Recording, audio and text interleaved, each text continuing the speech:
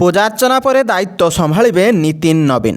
ଭାରତୀୟ ଜନତା ପାର୍ଟିର କାର୍ଯ୍ୟକାରୀ ସଭାପତି ନୀତିନ ନବୀନ ଏବେ ଦଳର ଦ୍ୱାଦଶ ରାଷ୍ଟ୍ରୀୟ ଅଧ୍ୟକ୍ଷ ହେବେ।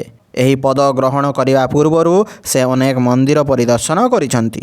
ଏହା ବ୍ୟତୀତ ନୀତିନ ଏକ ଗୁରୁଦ୍ୱାର ମଧ୍ୟ ପରିଦର୍ଶନ କରିବେ। ତାଙ୍କର ସମ୍ପୂର୍ଣ୍ଣ କାର୍ଯ୍ୟସୂଚୀର ବିବରଣୀ ପ୍ରକାଶ ପାଇଛି।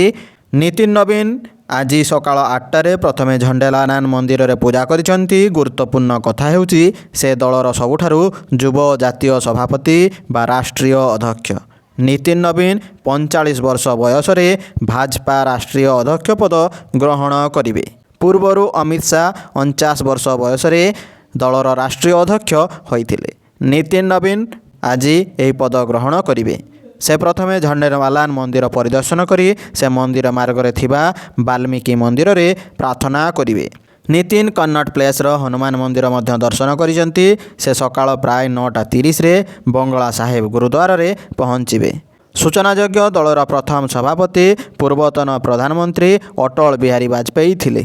ସେ 1980ରୁ 1986 ପର୍ଯ୍ୟନ୍ତ ଏହି ପଦବୀରେ ରହିଥିଲେ। ଏହାପରେ ଲାଲକୃଷ୍ଣ ଆଡଭାନୀଙ୍କୁ ଦଳର ଜାତୀୟ ସଭାପତି ଭାବରେ ନିଯୁକ୍ତ କରାଯାଇଥିଲା।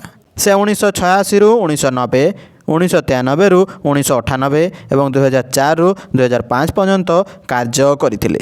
ଭାଜପାର ତୃତୀୟ ରାଷ୍ଟ୍ରୀୟ ଅଧ୍ୟକ୍ଷ ଥିଲେ ଡକ୍ଟର ମୁରଲୀ ମନୋହର ଯୋଶୀ। ସେ 1991ରୁ 1993 ପର୍ଯ୍ୟନ୍ତ କାର୍ଯ୍ୟ କରିଥିଲେ। ସେହିପରି କୁଶାଭାଉ ଠାକରେ, ବାଙ୍ଗାରୁ ଲକ୍ଷ୍ମଣ, କେ ଜନ କୃଷ୍ଣମୂର୍ତ୍ତି, ଏମ୍ ଭେଙ୍କୟା ନାଇଡୁ, ନୀତିନ ଗଡ଼କରୀ, ରାଜନାଥ ସିଂ, ଅମିତ ଶାହ ଏବଂ ଜଗତ ପ୍ରକାଶ ନଡ୍ଡା ବିଭିନ୍ନ ସମୟରେ ରାଷ୍ଟ୍ରୀୟ ଅଧ୍ୟକ୍ଷ ଭାବରେ କାର୍ଯ୍ୟ କରିଛନ୍ତି। ବର୍ତ୍ତମାନର ପ୍ରତିରକ୍ଷା ମନ୍ତ୍ରୀ ରାଜନାଥ ସିଂ 2 ଥର ରାଷ୍ଟ୍ରୀୟ ଅଧ୍ୟକ୍ଷ ଭାବରେ କାର୍ଯ୍ୟ କରିଛନ୍ତି।